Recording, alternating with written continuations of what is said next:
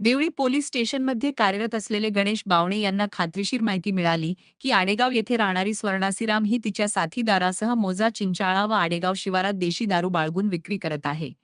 या माहितीवरून ठाणेदार संदीप कापडे यांच्या मार्गदर्शनात आडेगाव ते गौळगाव मार्गावर सापळा रचण्यात आला. यावेळी जयदेव बापूराव डुकरे, वय 60 वर्षे, चिंचाळा हा संशयास्पदरित्या आढळून आला. त्याला सविस्तर विचारपूस केली असता त्याने सांगितले की तो स्वर्णासीराम लक्ष्मण मारोतराव श्रीराम यांच्या मालकीची देशी दारू विक्री करतो. तसेच उर्वरित देशी दारूचा साठा रवींद्र दौलतराव यांच्या शेतात हिरव्या कडब्यामध्ये लपवून ठेवला असल्याची माहिती दिली.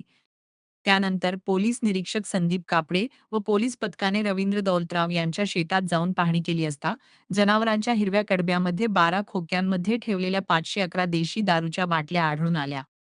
गोवा संत्रा नंबर कंपनीच्या या दारूच्या बाटल्यांची किंमत प्रत्येक ₹200 प्रमाणे असून एकूण ₹1,02,200 किमतीचा मुद्देमाल जप्त करण्यात आला.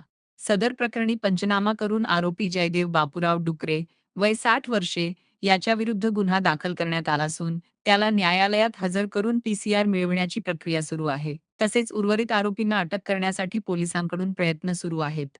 परिसरातील अवैध व्यवसायांवर पोलिसांचा धडाका कायम असल्याचे यावरून दिसून येते.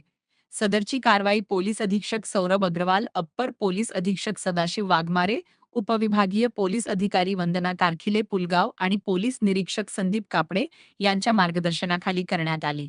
जिल्हा प्रतिनिधी संतोष देशमुख, वर्धा.